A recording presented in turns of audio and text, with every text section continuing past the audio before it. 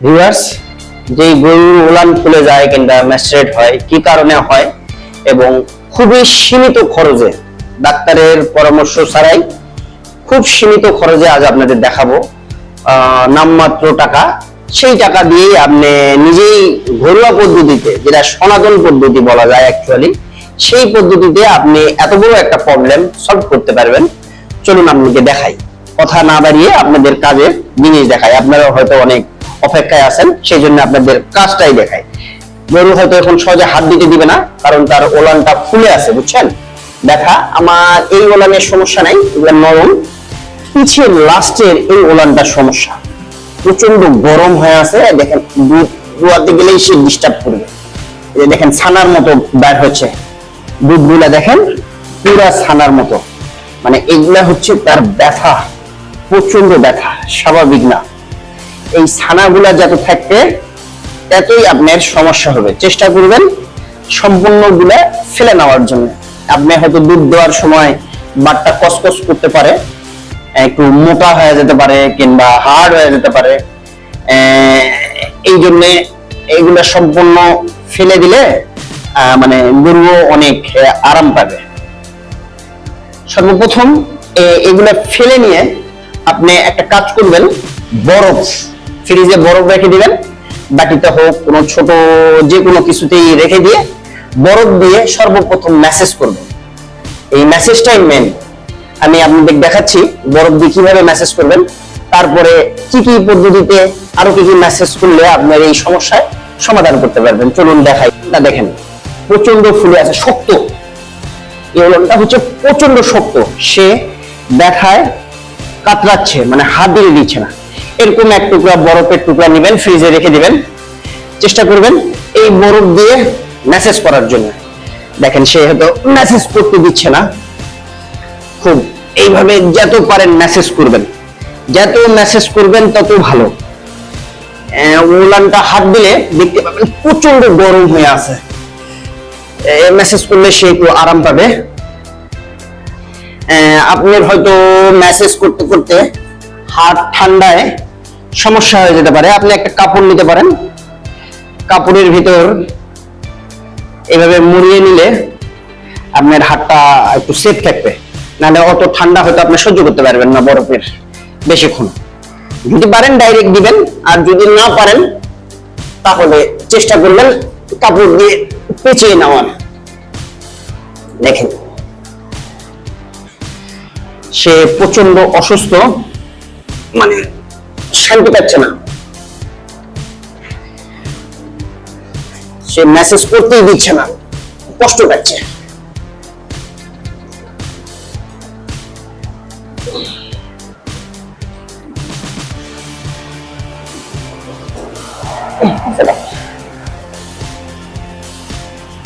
বরফ দিয়ে মেসেজ করার পরে আবারও চেষ্টা করবেন দুধ দোয়ানোর জন্য। এই দেখেন এখন একটু পাতলা দুধ বের হচ্ছে। যত পাতলা বের হবে মনে করবেন তত দ্রুত সেরে যাবে, বুঝছেন? দিনে 3 বার থেকে 4 বার এই মেসেজটা করলেই, সাধারণত 2 দিন করলেই আপনি আরাম পেয়ে যাবেন।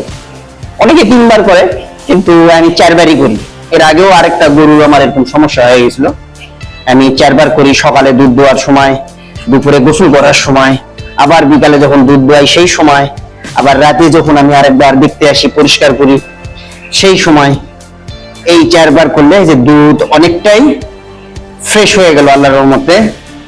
আমি এর আগে আরো একবার করছি, কয়েকবার। এরকম যখনই দুধ পাতলা হওয়া শুরু করবে তখনই বুঝবেন এর কোয়ালিটিটা, মোটামুটি জাম গুলা শেষ হয়ে যাচ্ছে। কারণ এর ভিতরে প্রচুর জাম থাকে, এইগুলাই ব্যথা শুরু হয়, দুধগুলা সার্কুলেশন হতে পারে না, আসতে পারে না। এই কারণেই ওলান গুলা ব্যথা হয়ে যায়। এই যে প্রায় শেষ। এরপরে আপনাদের আরেকটা মেসেজ দেখাবো। এই টাকা, সামান্য টাকা দিয়ে এই মেসেজটা করলে কয়েকবার শান্তি পেয়ে যাবে। তার আগে চেষ্টা করবেন সম্পূর্ণ দুধগুলা দোয়াই নিতে, অন্যান্য বাটেও জানি দুধ না থাকে, তাহলে হয়তো আবার হিতে বিপরীত হয়ে যেতে পারে। অনেকে করে কি, যেটা সমস্যা সেটাই হয়তো খালি শুধু সেটাই দোয়ানোর পরে মেসেজ করে দেয় না। আপনারা চেষ্টা করবেন সবগুলা থেকেই দুধ নিয়ে নেওয়া। এই দুধগুলো ভালো, এগুলো আপনারা নিতে পারেন। আর এই দুধ নেওয়ার পরেই মেসেজ, তারপরে সেই মেসেজটা আমি দেখাবো আর একটা কি দিয়ে মেসেজ করবেন। আপনাদের বাসায় সরষের তেল অবশ্যই আছে, পরিমাণ মতো একটু সরষের তেল নেবেন। আর বানিয়াতি সব, যেগুলোতে বানিয়াতি জিনিসপত্র বিক্রি হয়, মানে কবিরাজি জিনিসপত্র, যে কবিরাজি জিনিসপত্র যেগুলোতে বিক্রি হয়, সেখানে যে বলবেন কর্পূর, এই 30-40 টাকার কর্পূর নিলেই আপনাদের হবে।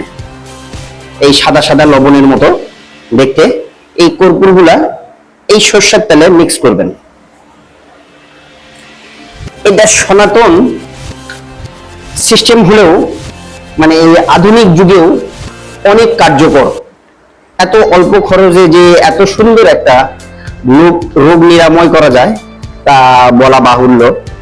ওষুধ কেনাকাটা করলে অনেক খরচ হয়, ওষুধ দিয়ে এত ভালো হয় না, সময় লেগে যায়। আর তার মধ্যে ট্রিটমেন্টও অত ভালো হয় না। আপনার হয়তো খালি টাকাই যাবে, কিন্তু ট্রিটমেন্ট ভালো হয় না। অনেক সময় বাদ নষ্ট হয়ে যায় যদি আপনি ঠিকমতো টেক কেয়ার না করতে পারেন। আমার মতে এই পদ্ধতিটাই ভালো। ওষুধ খাওয়াতে পারেন, ওষুধের বিকল্প নাই, কিন্তু টেক কেয়ার করতে হবে তার পাশাপাশি। যদি না করেন হয়তো বাদ নষ্ট হয়ে যেতে পারে।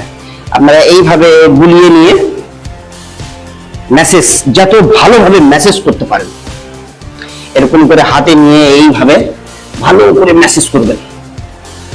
যত মেসেজ করতে পারেন, এইভাবে যত মেসেজ করবেন তত এটার জন্য সুফল।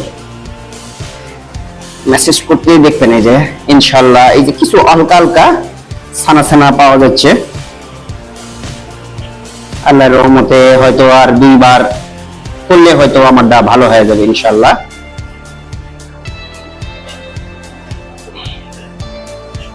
দুধ মোটামুটি ভালোই আসতেছে। দুধ না আসলেই সমস্যা। যদি দুধ না আসে তাহলে বুঝবেন আরো দীর্ঘায়ু হবে, দীর্ঘ টাইম নেবে, খালি ছানাই আসতে থাকবে। এটাতে ছানার পরিমাণ কমে গেছে অনেকটা। আস্তে আস্তে যে 4 বার করাতে, আজকে দিনের মধ্যে আমি 4 বার করলাম, করাতে ইনশাআল্লাহ ভালো হয়ে গেছে। হয়তো কালকে হয়তো আর 2 বার থেকে 3 বার করলে ভালো হয়ে যাবে। এইভাবে যত মেসেজ করতে পারেন, গরু আরাম পায় এইভাবে মেসেজ করলে। ভিউয়ার্স, আপনারা এই অল্প খরচ দিয়ে এই ট্রিটমেন্টটি খুব ভালোভাবে করবেন, তাহলে দেখবেন এই সুফল আপনারা পেয়ে যাবেন। এটা খালি সুফল নয়, একটা অবলা জাতকে আপনি উপকারও করলেন। আর সবচেয়ে বড় কথা, এই রোগটা হয় সাধারণত যদি আপনার কার্পেট কিংবা মেঝে নোংরা থাকে। আপনি যতই পরিষ্কার করেন না কেন, এই পরিষ্কার করতে গেলে আমি ব্লিচিং পাউডার দিয়ে পরিষ্কার করি, কারণ এদের পয়জন, আপনার গোবর, পেশাব, এগুলা সবসময় থাকে কিছু না কিছু, যতই আপনি পরিষ্কার করেন। আর সেখানে ব্যাকটেরিয়া, ভাইরাস প্রচুর জন্মায়। হয়তো দুধ দোয়ানোর পরে সাথে সাথে যদি তারা বসে যায়, তাহলে এই রোগটা সাধারণত দেখা দেয়। আপনারা চেষ্টা করবেন দুধ দোয়ানোর পরে ওলানটা খুব সুন্দর করে ধুয়ে নেবেন।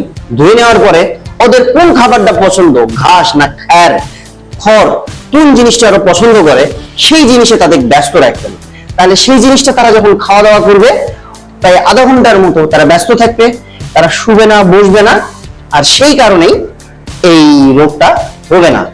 আমার হয়তো সেদিন একটু খাবার দিতে দেরি হয়ে গেছিল, অনেকগুলো গরু সে বসে পড়ছিল, আর সেই কারণেই সম্ভবত এই রোগটি ধরা পড়েছে। আপনারাও এই কাজ থেকে অনেক সচেতন হবেন, ইনশাআল্লাহ আপনারা এই রোগ থেকে দূরে থাকবেন। অবশ্যই সাবস্ক্রাইব, লাইক করতে ভুলবেন না, প্রয়োজনে কমেন্ট করবেন, উত্তর অবশ্যই আপনাদের দিব।